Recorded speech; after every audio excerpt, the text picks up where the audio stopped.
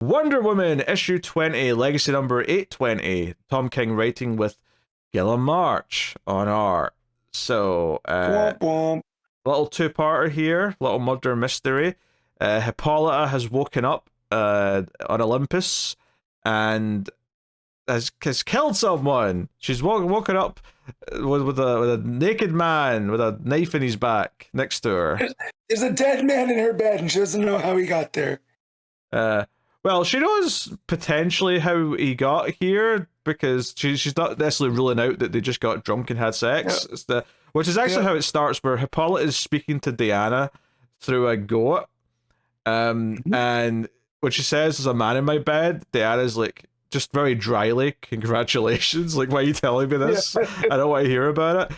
But she's like, oh no, he's been stabbed. Ares is dead, and he's in my bed. Help me. So the plot of this is that Wonder Woman goes to Batman so they can go to Olympus and investigate the murder. And Batman straight up says, hey, did your mother do it? And Diana's like, I don't know. I genuinely do not know. So that's what this story is. It's this buddy cop style story with Batman and Wonder Woman. There's a couple of interesting things here. There's Batman kind of basically putting his life on the line so that Zeus will give them permission to investigate, which, you know, is ballsy, but I guess that's to be expected from Batman. And Batman asks, like, hey, is your lasso useful up here? And Diana's like, honestly, I'm not sure because, you know, it was a gift from the gods after all. I can't be sure that it actually works on them. So Batman's like, okay, well, we'll have to do it the old-fashioned way then. We're going to have to question, we're going to have to deduce, we're going to have to look for the clues. So the issue is basically just a series of Batman and Wonder Woman going to, like, some various witnesses and asking them what they saw and, like, you know, who did Hippolyta go home with? Like, you know, what's this, what's that? So on, so on. It's very much like a pulp detective story where it's two cops going around and questioning people and finding things. Down to even the, like in The Nice Guys, when Gosling's like, all right, if you talk, he'll stop doing it. And he goes, doing what? And then Russell Crowe just starts pounding on him, on the guy that they're questioning.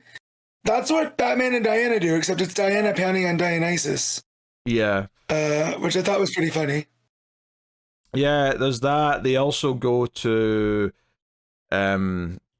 Aphrodite, I think. Yeah, and basically, hey, like, you know, like, you were seen leaving with Ares. She admits she had some fun with them, and doesn't know what happened after that. And they sort of question, hey, but what about, like, you know, your husband? Your husband? Yeah, and all that. And she's like, I don't know. And they're thinking, oh, maybe he did this out of revenge. Although the big thing the scene focuses on is that Aphrodite takes a liking to Batman and gets all smoochy with him and says, hey, anything you want, you just come see me. And Bruce is just kind of surprised, and Diana's standing there or whatever. And they kind of play for a joke afterwards when they're walking down the stairs and Batman's sort of looking back up and he's not really listening to Diana. And Diana just sort of starts criticizing him for being a man whose head's not in the game anymore. Nope. You know, he gets struck by lightning. To be fair, he is a mortal that gets, you know, into the grasp of Aphrodite, right? Like, this isn't Poison Ivy and her pheromones. This is the goddess of love and infatuation. You know, so I did like that beat that it's something that I don't think Diana factored in with taking a mortal to Olympus. Yeah, but Batman gets struck by lightning. And Diana goes to yell at Zeus for it, says he could have been killed. He's fine, but, you know, like, what the hell? And he's like, oh, we're looking into it. Someone stole my lightning rod. Like, it wasn't me, so he claims. But he says, hey, the time limit on you, like, getting a solution to this case has not been altered because he got hurt. You've only got 12 hours left, so better get to it. And that's that. I suppose one of the interesting things to mention is when they show up first to Zeus, they say, hey, do you know who this is? And Zeus just goes, yes, there are gods, there are men, and then there is Batman. And I'm like, oh, Batman's reputation is so big that he's kind of in a different class to all the rest of the humans. Yeah. I thought that might piss you off as a anti-Bat person. No, because no, 'cause I'm not that anti-Bat. I get it. The myth precedes him. That's his whole gimmick, right? Yeah. Yeah. It's the presence of Batman. No, the thing that I also like here is that I know you're not big on the myths like me and Connor are. This feels very much like an old Greek myth, right? Down to the gods just being ever as problematic as the humans are, right? They're just as messy, and that in the old stories, Ares having an affair with Aphrodite is a thing, and that they're messing around in Hephaestus, but the thing with that is that Hephaestus is so busy building things, he doesn't really care, really, that Aphrodite is stepping out, right? So the fact that they're trying to pull that in and all that, I think King is trying to do a good job of playing with the old myths, right? So that's there. But also that Ares, because he's a god, doesn't really die. He just gets sent to Hades with Hades. And then Zeus is kind of like, well, yeah, now my son's with my brother, and that's not good either. You know, so there's all these like weird little things, and it definitely makes Batman feel like more of an outsider than I think that other stories like this have. Yeah, I suspect he's going to like crack the case in an interesting way next issue, because it's just a two-parter. Basically, he's in the bed, getting better, and he kind of like gives Wonder Woman a kind of nice little pep talk where he says that, you know, he didn't really believe in anything after his parents died, but when he met Diana, he actually did pray a little bit for the first time in forever, because she kind of like rekindled the idea that there's something up there.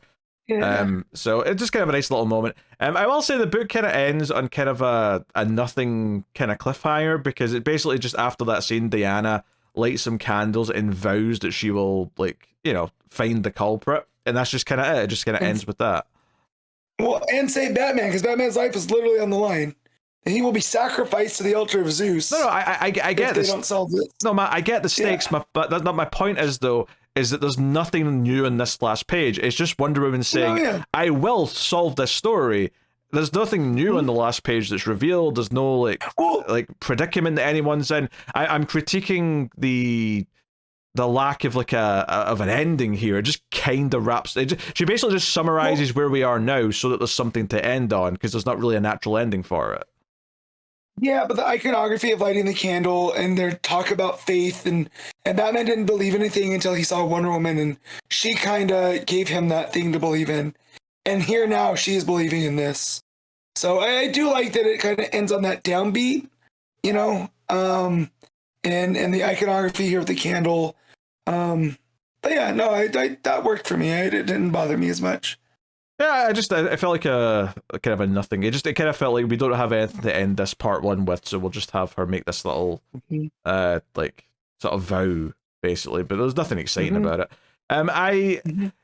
This was okay. Like, I think GUILLEM MARCH, I don't like as an artist. I do think this is less egregious than his art normally is. I think it's a little bit more scaled back, which is for the better. It's mostly 9-panel grids. 9 panels? Yeah. That was going to be my question. You think it's mostly because it's in 9 panels and it's very structured, so it gives them a little bit more, so it can't get too wild, as we've known with GUILLEM MARCH? Maybe that's part of it. I don't know, but I will say though, like, my worry going into this, regardless of my fear of GUILLEM MARCH art, I think my worry going in was that, it's going to basically just be a 2-issue fill-in, and I'm going to be sitting going, I wish we were just continuing the main story. And I did still kind of feel that. Like, I was still sort of thinking, I kind of wish we were just continuing and getting to all this other stuff that we introduced, and you know, so it is what it is. Yeah, I mean, I like on paper the idea of Batman and Wonder Woman doing a, you know, detective plot on Olympus, right?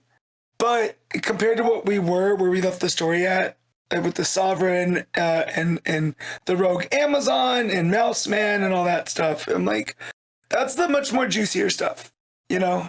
So, but yeah, I didn't dislike this. His art, I felt, was the strongest when they're in the Batmobile, and it's the coloring here is all the purple, and it's a lot of back and forth talking between the two, but it never felt boring for the 9 panels. The coloring really worked with that kind of neon purple glow of it, and you could really focus on what they were talking about, because you didn't, there wasn't a lot going on. So Yeah, it wasn't GUILLEM MARCH that I hated, so that's good. Yeah, I still didn't love the art, but it didn't piss me off as much as I thought it would. Yeah, exactly. Yeah, it's a fine fill-in as far as IDs go. It didn't like completely like capture my you know, like it's because sometimes you get like a really special little 1 or 2 issue thing, and I think this is kind of just like, oh, it's okay. It's fine. I like cut some of the beats between Batman and Wonder Woman more than anything. The actual murder investigation is just kind of whatever. It's more than anything. It's just an excuse for Batman to talk to these various god characters that he would never otherwise interact with. So we'll see how it wraps up next month. What are you giving Wonder Woman, Matt? I'm gonna give this a straight 7. Yeah, I think I agree with the 7. I think that's the right score.